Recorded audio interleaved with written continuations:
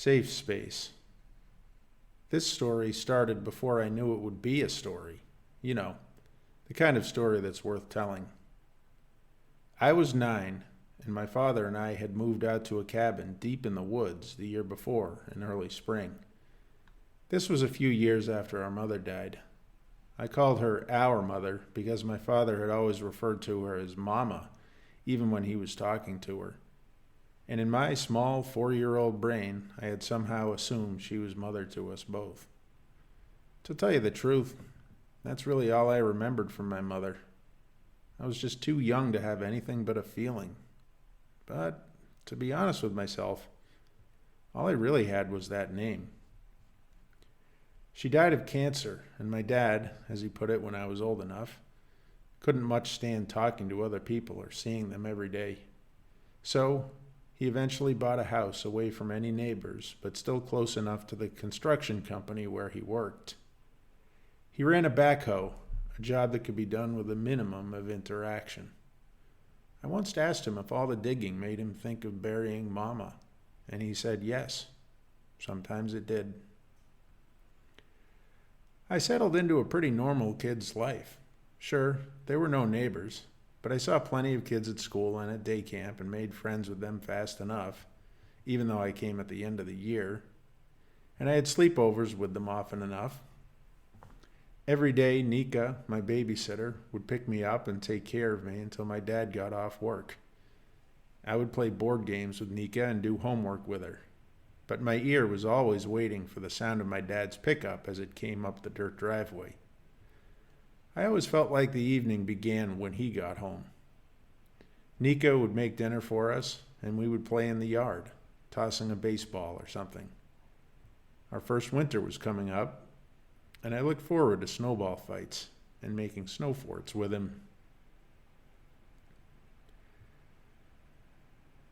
The odd thing that happened, what was really the start of the story in retrospect, is what happened to my book one day. I was reading in bed one evening as I fell asleep.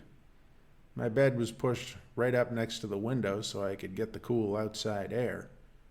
I kept dozing off, and the book, the first volume of Artemis Fowl, kept hitting me in the face. So after a while, I put it on the windowsill next to the bed with a $2 bill stuck in as a bookmark. I woke up a few hours later with a mosquito bothering me, buzzing around in the dark so I couldn't figure out where it was. I could tell I had been bitten a couple of times. I tried to smack it a few times but kept missing, so I flipped on the bedside light so I could finish it off once and for all. Right away, I noticed that the screen was partly open and the book was gone. I poked my head out the window and looked on the ground below in the dim light to see if it had fallen out, and it wasn't there. Of course, the idea that it had slipped out didn't really make sense because I would have had the screen closed. I wonder if I had opened it in my sleep. What didn't even cross my mind was that someone could have taken it. Well, anyway, I closed it again, and after an impatient game of cat and mouse, crushed my little visitor and went back to sleep, figuring I would look into the mystery tomorrow. I may have just forgotten where I put the book after all. The next day, I couldn't find the book anywhere in my room, not even between the bed and the wall. I had sleepwalked once and put my homework in the refrigerator, but it wasn't there either. And it wasn't outside or anywhere near the house. I didn't agree, but my dad thought I had opened the screen in my sleep, and as for the book, who knows? Maybe a raccoon took it. That was supposed to make me laugh. I didn't, but it didn't bother me either. I just wished I could finish the book. So, that incident went down as a head scratcher, and I went back to all my daily routines, including keeping a book on the windowsill. My belief was that everything turns up eventually, so I didn't get a new Artemis Fowl. I read something else, something I've long forgotten. Now, if this were a movie, I'd probably be able to slip in a lot of other things like that the viewer only puts together later as part of a pattern. For me, it took a while to dawn on me that from then on, things seemed to be out of place a lot, and it wasn't as if I was living in a big family. And by out of place, it was not that things were in strange places, but that they were where they were supposed to be. Pencils that I usually left out on my desk would appear in the drawer, or the rake would be back in the shed, even though I knew I had left it out. I know I didn't have elves cleaning up after me, and as a matter of principle, Dad and Nika sure wouldn't do it. Same thing happened to my father. He'd ask me where the screwdriver was because he was using it on the front porch the day before and now it wasn't there. And after a search, it would turn up in the toolbox, right where it belonged. It seemed to happen to me the most, and my dad came up with the theory that I was just seeing patterns where they didn't belong. That was because I was naturally good at math, and I liked the structure and clarity of numbers and the inevitable nature of the right solution. Of course, as a math whiz, patterns were fascinating to me, and sometimes I did see things that weren't really there. None of this happened often enough to get us nervous or creeped out. We compromised that it was just forgetfulness, although after a while we came up with our own little joke for it. I guess Mama put it back. As the years went by, I came to wish that this life would never end. I knew the purpose of my childhood was to prepare to strike out on my own one day, but I didn't want anything to change. In the 5th grade, my best friend George moved away, and I got a sense of foreboding about the future. I remember that desperate feeling you get when there's nothing you can do to change something. Well, I have to elaborate on that. We had a dog, of course, a golden retriever, and the previous autumn, he had died. I found him behind the house, lying peacefully like he'd just laid down to rest. That was the first time I could really remember that someone had left my life. I know you're going to say, what about my mom? But that was when I was barely 4, remember? But it didn't affect me as much as George's move. The dog's dying all fit into the way things were supposed to happen. It was a pattern with a predictable outcome. But with George, it was a choice by his parents to move. I moped over my dinner one night saying something similar to that, and my dad made the mistake of pointing out that Mama was taken away early, that it wasn't a choice either, and that it was the way things are supposed to happen. That it wasn't a choice either, and that it wasn't the way things are supposed to happen. He meant well.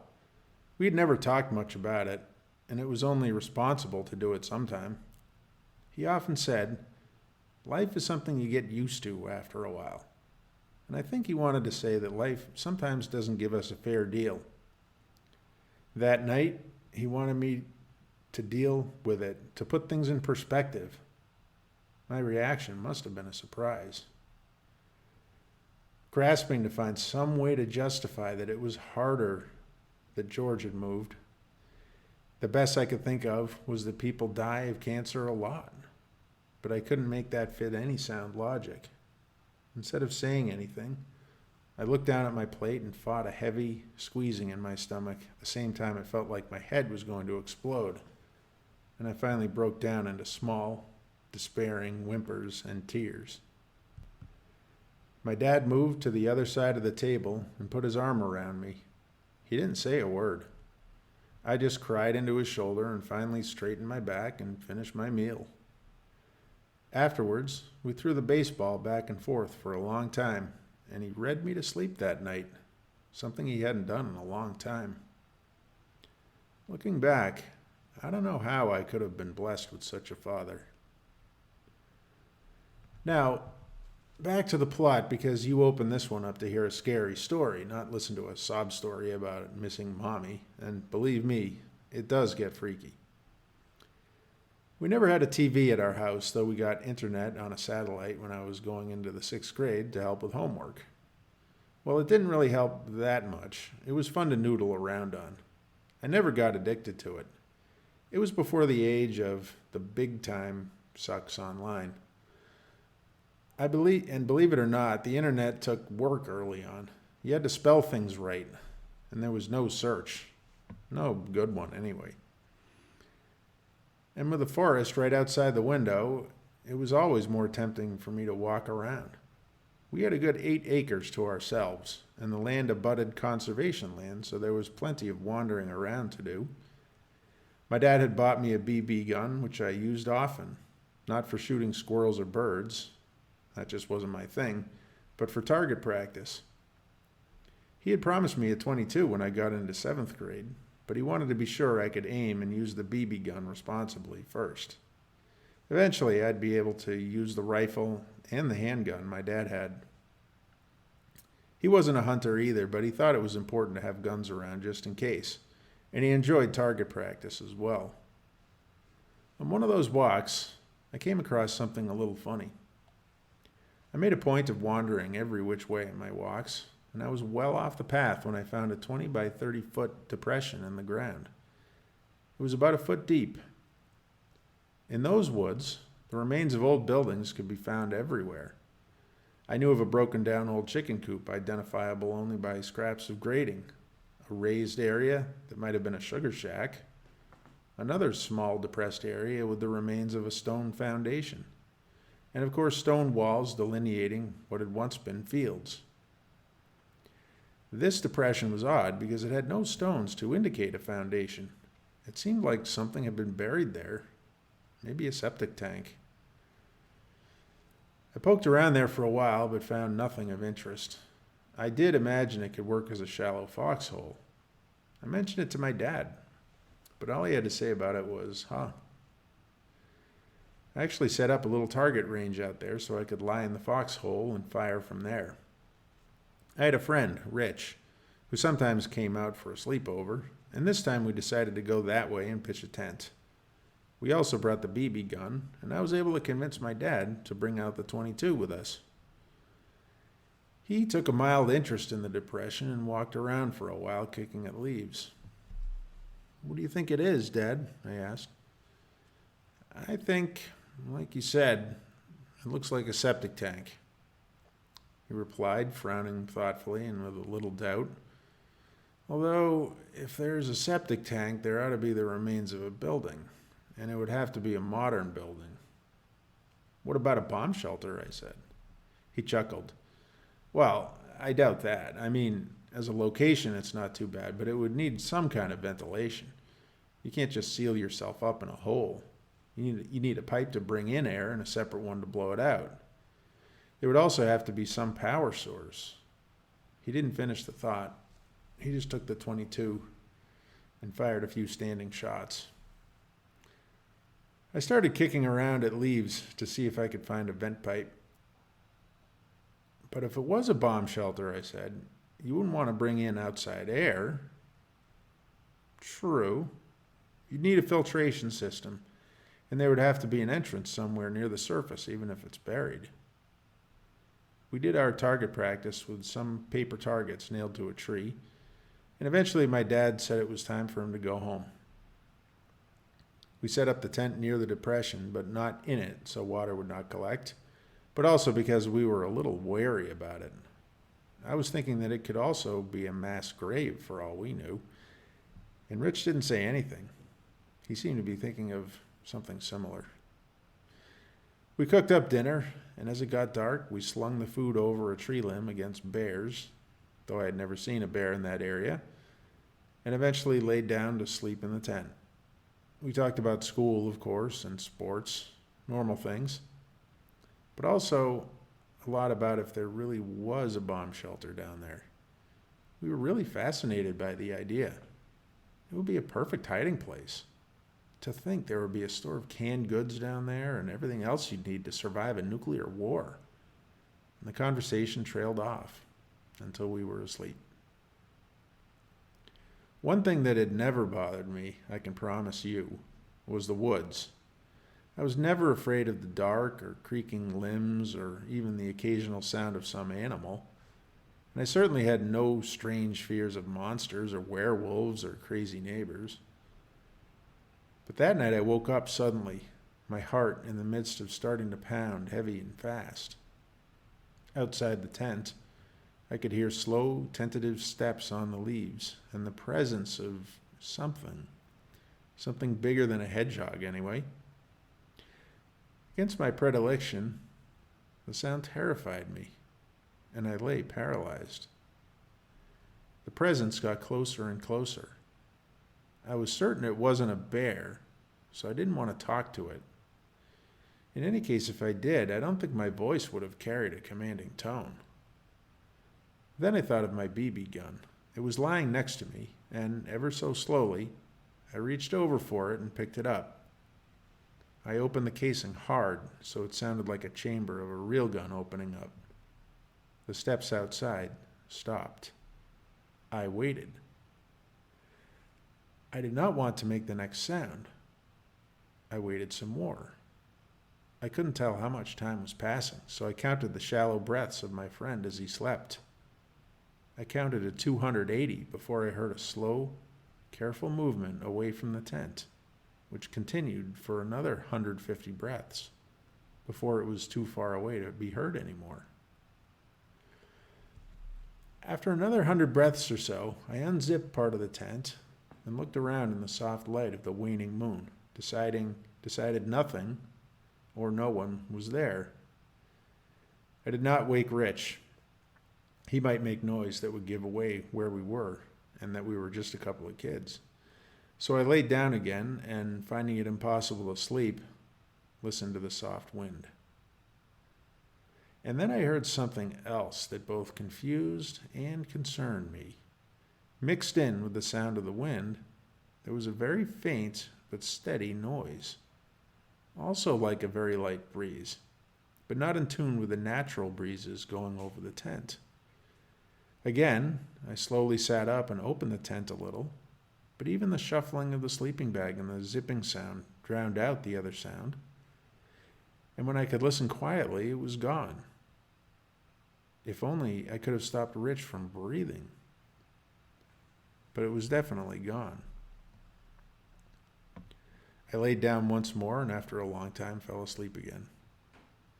The next day, I didn't mention anything to Rich, but I did take a close look at the area around the tent where I thought I had heard something moving. I couldn't find anything out of place at all. I tried listening for that other sound, but the cheerful sounds of morning drowned out anything else.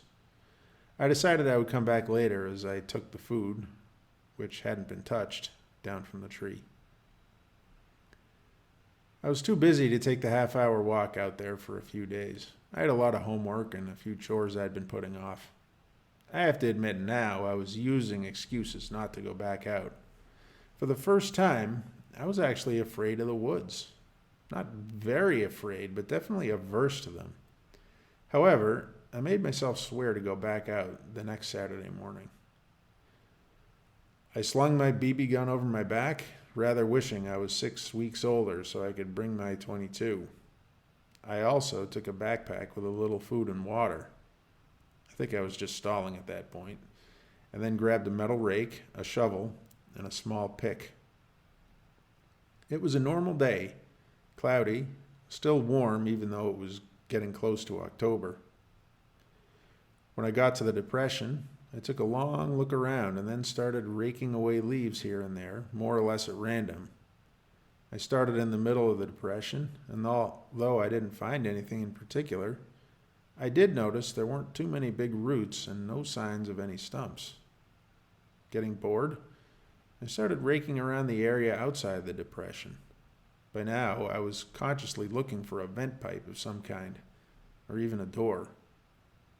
While I didn't find anything there, I did suddenly notice something that scared the hell out of me. Off in the distance, someone was standing in the woods, facing my direction. It was too far away to see a face clearly, and it did not move. I had seen many other people in these woods over the years, just out for a stroll or sometimes hunting, so I didn't panic. I raised my hand and waved, but the figure did not wave back. I lowered my arm and tried to act nonchalant as I started raking around again. I was nervous, though, and I almost felt the person coming toward me. Soon, I couldn't resist looking again, and the figure was still there, in the exact same place. I waved again and said, "Hey," trying to make my voice sound strong and unconcerned. Still, the figure did not move, so I waved again. This time it looked like a he, started to raise his hand, but instead of waving, he stopped his arm halfway up and pointed at me. As I said, I couldn't see his face, but in my imagination it had a scowl and wide, evil-looking eyes. I was frozen in place. Then, as casually as I could, I picked up my stuff and started walking home. After a minute or two, I had to glance back, imagining him running at me. He was gone. I looked all around in every direction and then commenced a fast walk that soon turned into an all-out sprint for my house. I ran in and slammed the door. My dad wasn't there, so I was spared the embarrassment of trying to explain myself, but I was terrified, scurrying from one window to the next like a nervous rabbit, fully expecting to see that form out there again. By the time I heard the sound of the pickup coming up the dirt road, I was calm, but I still felt a huge wave of relief to know I was no longer alone. Dad had been buying groceries, and I eagerly went outside to help him bring them in. Based on my energy level and eager-to-please demeanor, my dad could tell something was on my mind, and as we put a couple of sandwiches together, he asked how my morning had been, remarking that I was gone when he had woken up. I didn't know how to put it. All that happened was that I saw someone in the woods who pointed at me, and I ran home. I felt a little stupid telling it, but my dad, not one to doubt my anxieties, didn't write it off, but instead said maybe we should go poke around there together later that day or the next. I opted for the next. There isn't much to say about that either. We poked around for a while, walked off in the direction where the man had been, and went in concentric circles for an hour or so looking for clues. It was really just my dad allaying my fears. We came to the consensus that there wasn't much to be gained by hanging around, and we left. It was probably just some hiker. Sometimes they can be weird. For the rest of that summer, I still went into the woods, and once I went camping, partly just to establish to myself that I wasn't afraid. But I stayed closer to home, and I didn't go to the depression. It was a strange feeling, not thinking I was safe in my own stomping grounds. I figured I'd get my 22 in a little while, and I could expand my territory back again. At one point, the idea occurred to me of getting a metal detector, but without any money for it and thinking it was kind of a stupid idea anyway, that got put in the back of my mind, along with the whole thing. The next whole summer went by without incident, partly because I spent 6 weeks at my grandparents' house. They had just moved to Florida, so it was a chance to spend some time on the beach. When I got back, I started getting odd jobs, mostly splitting wood for neighbors, getting rid of stumps, or helping build rock walls. I found I enjoyed the heavy work and could tell I was developing that kind of strength you don't get from weights. I would ride my bike over and back, so most of my day was spent exercising, and I got into amazing shape. I didn't do any camping, nor did I do much walking in the woods. "It's your first taste of adulthood," my father said. "You don't have time for shit." He looked at me with a grin. It was the first time I'd heard him swear. I guess he thought 14 was old enough because he was not an impulsive person. But I didn't swear in front of him for a long time. The next summer, I was back in Florida for just 3 weeks. I wanted to get home with plenty of time for hard work to get ready for freshman football. I was already approaching my dad's height, and the idea that I might be able to take him glimmered in the back of my mind. I was excited about high school, and I imagined how I'd get my license, get a girlfriend, maybe lose my virginity, though I hardly dared to think if I could be so lucky. Maybe find out how the pecking order lined up, and I'd get my hunting rifle. All my ramblings in the woods and thoughts about bomb shelters were fading into childhood, and since my circle of peers at school was hardly going to change, I had nothing to fear from high school. Fate, however, was not going to let me go so easily, and I was pulled straight back down to reality, or to the fantasy and illusion of younger years, depending on how you look at it. Asleep in bed by the window at night, as usual, my feet hanging over the end of the bed, the book, with a reading light attached to it, lying on my chest, I found my eyes slowly starting to open. It didn't seem like a spontaneous wake-up.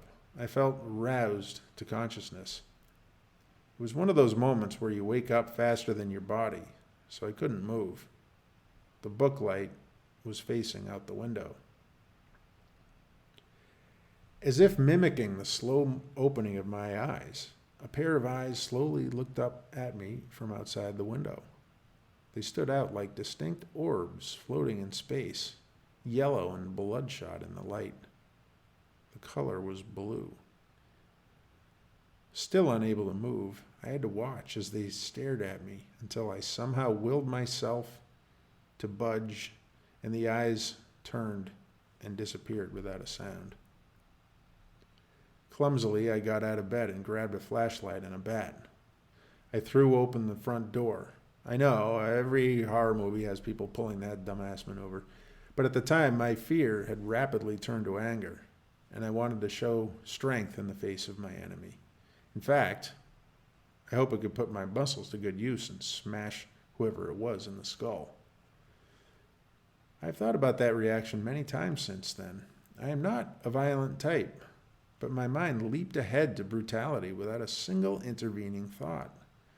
The eyes had shown evil and balefulness, and it conjured up emotions in kind. I charged into the night, screaming. I saw nothing, but I stopped abruptly and heard someone running off into the woods. I hadn't been certain that it was a person before, but this thing was clearly on 2 feet. Behind me, my dad came to the door asking what was up. He had his rifle along with a flashlight, too. I explained what had happened, and we looked around for a while near the house, but, hearing and finding nothing, returned inside. We were still suspicious and pretty keyed up, so we played gin rummy by candlelight. We didn't want to turn on the bright lights, because that would have ruined our night vision if we had to go back out.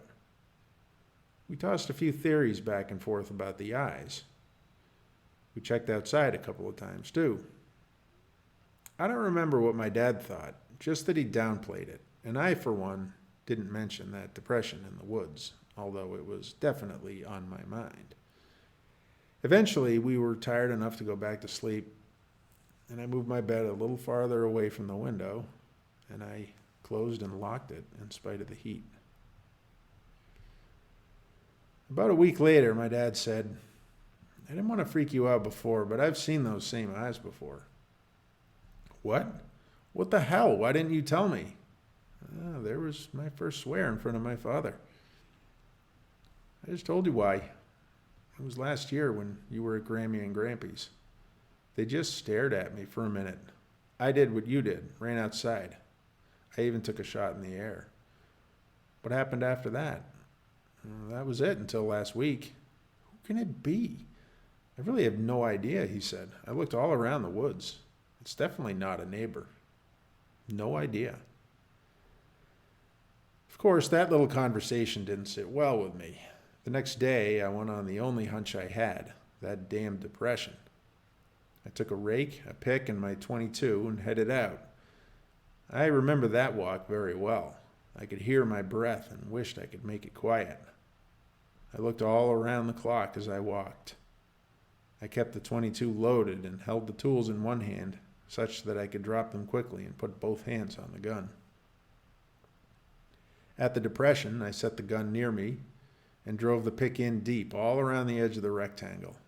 I moved the gun with me as I progressed. The pick struck nothing hard. Then I started raking methodically, more organized than before and faster, trying to find signs of a vent. This time, God damn it, I did. It was under a good layer of pine needles. To work right, it should have come above the ground, but there it was, flush with the forest surface. I moved to the opposite side of the depression and raked around, and sure enough, I found another. One intake, one exhaust. I was at a loss for what to do, so I cupped my hands over the grate and said, "Hello, who's down there?" Of course, there was no response. "If anyone's down there, stay the fuck away from my house, you hear?" Nothing happened. I took the pick over to the depression again and started hacking away more toward the middle, and still not finding anything, I decided to go back to the house for a shovel. My dad wasn't home yet, and of course, by this time, Nika no longer babysat me, so no one was there. I hustled back, but the whole trip took about a half an hour. When I got there, I saw that, shockingly, someone had been at work. A hole had been dug toward the end of the depression, and at the bottom of it was a hatchway. At first, I felt like running home and waiting for my dad, but my adrenaline was picking up, just like when I first saw the eyes.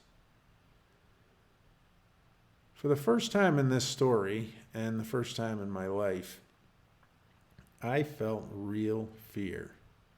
I knew it because it was not quantifiable, such as the level of apprehension one would feel from a 60% chance of injury or a 20% chance of death. This was the type of fear that bubbles up from your insides, makes your skin tingle and your hair stand on end, the kind that suddenly brings all your senses, thoughts, and instincts together into one boiling soup. I felt no difference in the passage of time. The idea that time slows down is nonsense, something I knew then and now. It only seems that way when you look back on it and you can remember every detail of a certain moment. Time passes at its regular pace. It's just that you absorb 1,000 times the information that you normally do, and your body is able to do 10 times as much. I peered all around, and seeing nothing, walked in concentric circles away from the hatch, looking for footprints, a leaf out of place, anything to indicate the direction where the person had come from. Of course, I carried the .22 with me, safety off and finger on the trigger, though I knew, for anyone about to say so, that wasn't good trigger discipline. There was no shovel nearby. The one had clearly been used to dig out the hatch. As I kept finding no trace of footsteps, my fear coalesced into anger. I was well aware that the person may have gone into the hatch, but I was also very wary of opening it. I had expected to find steps leading to the depression, at least, but no. The only ones visible were immediately where the digging had taken place, and the rest of the footsteps I judged to be my own. Of course, I could not be sure of that. I was no Native American brave, but the farther I went, the clearer it was to me that the person had gone down. I was a sitting duck out in the open, and if he had hidden from me until now, he could have shot me or put an arrow into me easily. I thought he must be luring me down, but I also didn't want to run home to my dad. What if this ghoul went away in the meantime? And anyway, my anger only grew as I marched around in circles, and so did my aggressiveness. I taped my flashlight to the muzzle of the rifle. Yes, I always carried tape with me along with a pocket knife and $20, and approached the hatch and pulled it slightly open. It was heavy but made no sound as it moved. I put the muzzle through, revealing a room below. There was a ladder, and I could see a table with someone sitting hunched over on it. It didn't move. Checking all around me up above and seeing nothing, I opened the hatch further. I couldn't see much more because the ceiling of the room consisted of a few feet of concrete. There was a short cylinder which did not allow an angle on the rest of the premises. So, it was a bunker, after all. If I wanted to know more, I would have to go down. I looked at all the trees around me again, then listened at the hatch for a long time. I started to calm down. At that time, I had not experienced the high adrenaline but low heart rate version of angry concentration that spread over me. Now, I call it the psychopath calm. Very focused, very high in brain activity, yet rock solid calm. There was no noise coming from inside. That was no surprise, of course. I wished I had a flare. My good sense told me that entering that room would be suicide, but my evil sense told me that someone wanted me to go in. My biggest fear was getting trapped down there, but there was no way to attach a lock to the hatch. As far as I could tell, it could only be closed from the inside, but the outer side was smooth. Nothing short of a heavy object could hold it down, and even that would be awkward because the hatch was a low dome. After long consideration, I said firmly in my bear-scaring voice, "Who's there?" As you might guess, there was no response. I devised the best plan from what was a menu of bad options and decided to use surprise. I leaped into the hole so my feet would land 5 rungs down, enough for me to crouch down and shine the light around. I hoped the element of surprise would allow me to take a quick look and get back out fast if need be. What I saw was a 12 by 12 room about. There was a bed and a lot of shelves and other stuff stacked up. Whoever was at the table wasn't alive. Their face was gray and wrinkled. It looked mummified, though that made little sense to me in the climate of the woods. What could have kept it dry? There were some items on the table. I couldn't see anyone else in the room, and there seemed to be nowhere to hide. I took a long look around the woods again, then got ready to climb down. I would go quickly, then come right back up. I could see at the bottom of the ladder a 2x4, so I jumped down, not even using the steps, grabbed it, and went back up to wedge it into the ladder so that it stuck up and would hold open the hatch. That, I hoped, would mean that anyone trying to close it would make noise. I looked around the woods one more time. I could hardly believe the person hadn't gone away, but for some reason, they also weren't showing themselves. My evil sense was again telling me the person wanted me to find something. It was an act of utter audacity and foolhardiness to spend any time down there, but somehow I felt like it would be okay. This time I climbed down slowly, staring up most of the time and listening for someone making a dash for the hatch. When I reached the bottom, I tried to make quick work of my investigation. The body at the table was a man, his clothes hanging off his bones and skin. His left arm had fallen off completely, his bones having slid out his sleeve onto the floor. His right hand covered something on the table. I pushed it to the side with the gun, and holy hell, what was under his hand but a copy of Volume 1 of Artemis Fowl, and it was mine. I could tell by the $2 bill sticking out about halfway in. I had forgotten about that book years ago.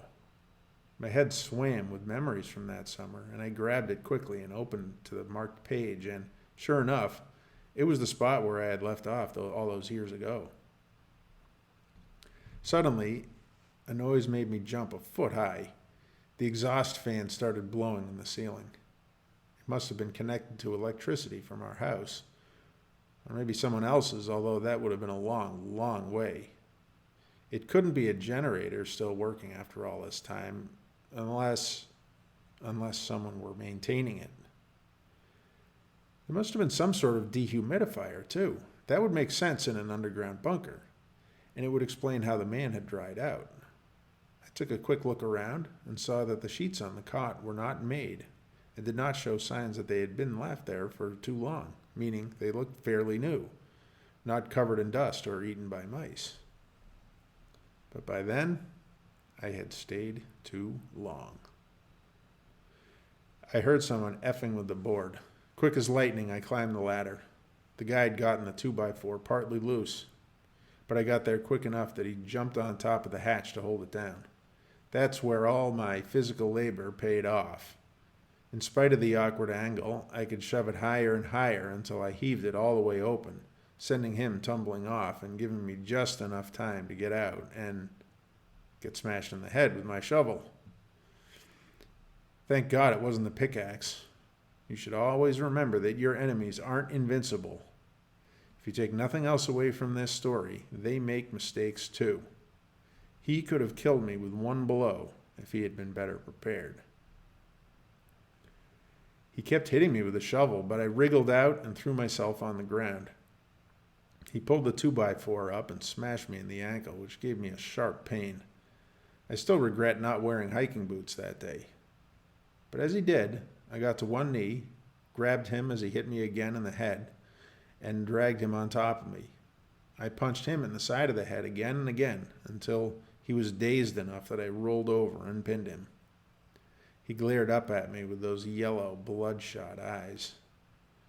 I was panting too hard to say anything, and so was he. So we stared with mutual hatred. Finally, I said, "Who the fuck are you?" "You little faggot," was his response. "Tell me," I said. To punctuate my point, I butted my forehead into his nose, which burst forth with blood. "You little mama's boy, I should have killed you when you were 9. He spoke like some kind of demon. "I should have killed you like I killed your dog." "My dog?" I shouted. "But first I should have killed your dad and watched you cry." It's hard to describe the confusion I was in. Had he really been stalking us all those years?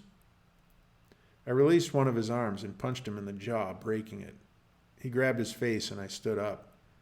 Then I got the 2x4, pushed it into his stomach, and leaned into it. I could see he couldn't answer any more questions, and one more regret for the day. I wished I hadn't broken his jaw. I let go of the board and searched his pockets. The only thing I found was a woodworking clamp. "What's this for?" I said, knowing he couldn't answer. He glared at me out of the corner of his eye. He was on his side at this point, and whimpered, trying not to move. Then it dawned on me. The hatch couldn't be locked, but it did have a lip going all the way around. A simple clamp like that could hold it. This was to lock me down there, huh? He just hissed a little. I could tell that the pain was getting worse. At this point, I went on autopilot. I dragged him by the feet and pushed him into the hole. He struggled a little, but it was all he could do to grab the ladder and break his fall, which he did ineffectively and fell hard. He crumpled into a heap. I followed, and stepping over him as he laid on the ground, I took a closer look at the room. There was no second way out, but there was another room that had a generator. It was old, but it had been maintained. There was also water in jugs and food in cans. These were supplies which must have been obtained recently. "How did you do all this?" I said. "Did you build it?" "Nod yes or no." He groaned. "All right, hold up one finger for yes, 2 for no." He held up 2. "Was it your family?" 1. "Are they dead?" 1. "Is that your father?" 1. "Why?" I went to the table and picked up the book. "Did you hate him?" 1. "Did he deserve it?" 2. And I could see his eyes smile. I climbed up the ladder. He tried to grab my legs, but I kicked his hand away. I clamped the hatch shut, covered it over, and limped home. As I went, the pain in my ankle got worse and worse until I was hopping. My dad was there and asked what happened.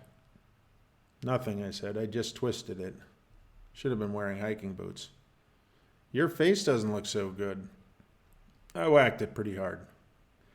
I don't know if my father believed me, and I'm not sure if he noticed the book. I had dropped the tools on a ways back, but I didn't mention them. My dad helped me get to bed and got me ice. That ankle took a while to heal. It was probably a hairline fracture. I spent a few days laying in bed, and you know what? I finally finished that book. Artemis got the gold, or some of it. I sort of wish that guy hadn't taken that book because I probably would have finished that series. I went back out there a couple of days later to make sure everything was still buried. It was. I waited by the exhaust vent for a while. When it came on, it smelled like feces. I went back every few days, and after about a week, the fan didn't come back on anymore. After about a month, you could smell something dead, though not strongly since the air wasn't blowing. After a couple of months, you couldn't smell anything.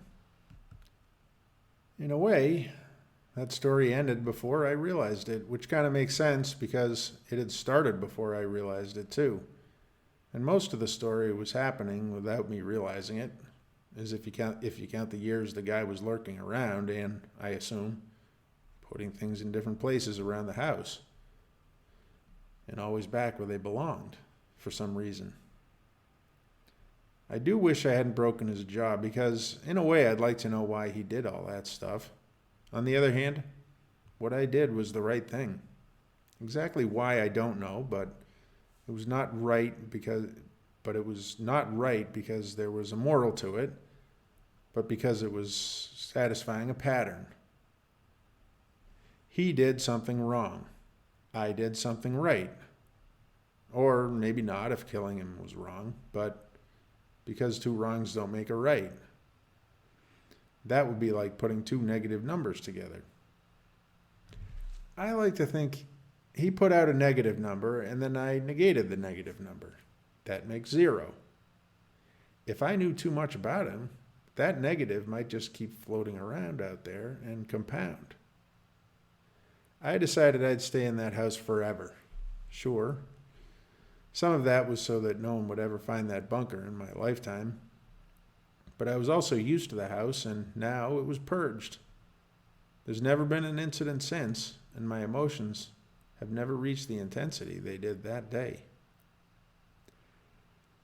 The hardest thing was to get my girlfriend to agree to live with me and my dad in the woods, but she got used to it. My dad passed on eventually. We got married, and she learned to love it. She says it's out in the boonies, but it's a great place to raise kids. They have lots of friends, she says, and it's safe. What's the worst that can happen?